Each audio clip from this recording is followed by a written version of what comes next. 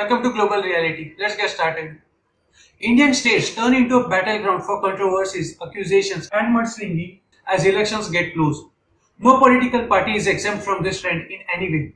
The latest Amul versus Nandini controversy, which is dominating the political discourse, is one such glaring example of mountains being made out of molehills. Practically all political parties in India have a knack for turning minor issues into massive conflicts. Nevertheless, the Congress and JDS are doing everything they can to make Amul versus Nandini a significant political crisis, which the ruling party will need to come out clean if it wishes to win the elections. But is there any merit to the opposition's argument that has led to a war between the two corporate giants, Amul and Nandini? Or is it just an attempt at fear mongering? Let's analyze. The KMF or Karnatakamilkfederation owns the disputed Nandini brand, which is India's second largest cooperative institution, whose worth amounts to around Rs 21,000 crore after Amul, which is valued at around 52,000 crores. Amul, which is the largest cooperative milk producer in India, distributes about 1.8 crore liters of milk per day, compared to KMF's 9,000 crore liters of daily production.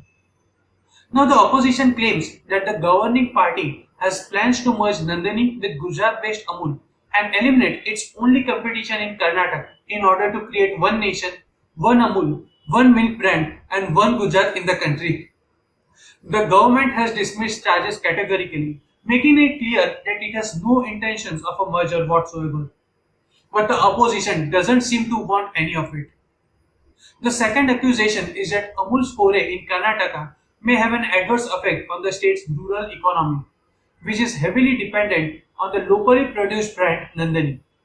But there is no basis to the fear as Amul distributes its goods primarily in just two districts in Karnataka, and that the company was first introduced to the Karnataka market in 2015 and 2016 itself, while the Congress was in office. So basically, BJP cannot be accused of stifling Nandini's market. The BJP claims that it has done much to popularize Nandini and introduce it to other states like Andhrapradesh, Goa, Tamilnadu, Telangana and Maharashtra. And some of its products are even exported, to the extent that almost 15% of Nandini's sales today are outside that of Karnataka.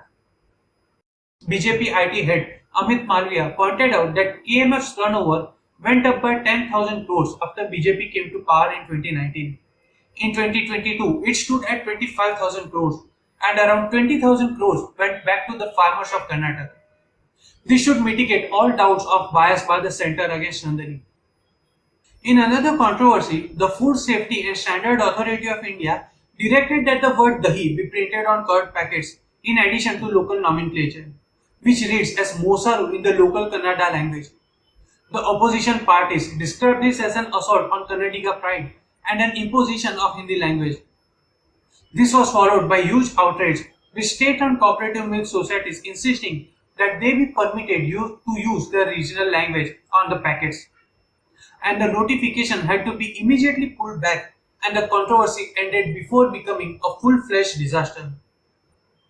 But if Nandini has plans to extend its market further and gain a nationwide appeal, it will have to adapt sooner or later to a dialect that is familiar pan-India. A dialect which a major part of India identifies with, because brands cannot enter local markets without paying attention to local cultures, jargons and colloquial terms. The opposition has raised concerns that allowing Amul to sell milk and curd could potentially create a scarcity of Nandini products and force people to switch to Amul. But Karnataka is already facing a shortage of supply of milk and milk products, despite the presence of other local brands like Namdari and Akshay Kalpam, and also 16 to 18 private sector brands apart from Nandini. The Banglore Milk Union Limited, which is a member of the KMF, has also admitted that the production of milk has in fact declined from 90 lakh litres to 75 lakh litres a day, a crisis Karnataka faces every summer despite Nandini's heavy presence in the Karnataka market. Amul's entry could help cover the deficit and ensure a continuous supply to the state. But the opposition parties have conveniently chosen to overlook the challenge in their attempt to hinder Amul's entry.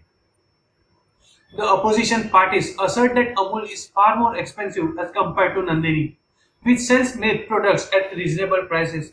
It boasts of an efficient distribution network, far greater quality, and no adulteration. In addition, people of Karnataka have great pride and trust in the homegrown Nandini brand.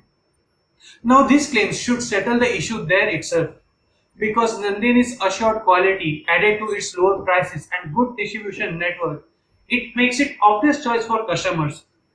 There is no denying that the Amul brand is simply non-competitive with the Nandini brand, because a liter of Nandini's toned milk costs around rupees 43 compared to rupees 54 for Amul. Similarly, curd sold under the Nandini brand is almost 40% less expensive than Amul. So the idea that Amul could potentially harm Nandini in its own turf and capture its loyal consumer base is preposterous to say the least. And the BJP itself is the reason for Nandini's competitive rates and Amul's failure to emerge as a challenger to Nandini. How? Let me explain. When the BJP took over in Karnataka in September 2008, the then BJP Chief Minister bsyediyurappa introduced a support program for farmers who provide milk to the district unions that were affiliated with the KMF, offering an incentive of Rs 2 per litre over and above the latter's procurement price. This incentive was later increased to Rs 5 per litre in November 2019, during Sri Yediyurappa's second term as the Chief Minister. While the KMF only covers a portion of the total cost of the milk, it is the Karnataka government which pays the balancing amount. So Nandini's success can be directly attributed to the subsidies provided by the BJP, giving it a distinct advantage over all other brands including Amul. Clearly, the BJP promising electoral prospects in the rural districts of Karnataka, where it has established a foothold through a number of policies and incentives, including the cooperative movement, has rattled the opposition. A clear case of grapes gone sour. For 9 years, HDrevanna of the JDS served as the chairman of the KMF. In 2019, the BJP ended the dominance of the Jantapariwar in the milk cooperative industry after winning the cooperative elections, in which voters represented 14 different milk unions. The BJP made its Arabavi MLA Balchandra Jarkiholi the president of the KMF, which was a bitter pill for the opposition to swallow.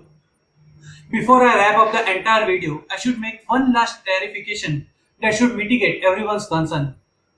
Amul seeks to sell its products online and cater only to a tiny urban population. It currently has no intentions for a full-fledged market growth. So since neither the data, the figures or even the political facts support any possible threat to Nandini, all the opposition's hue and cry is just politically motivated agenda, which we sincerely hope that Karnataka will see through and vote accordingly. We value your appreciation, so do hit the like button and do not forget to share, comment and subscribe. Thank you for watching.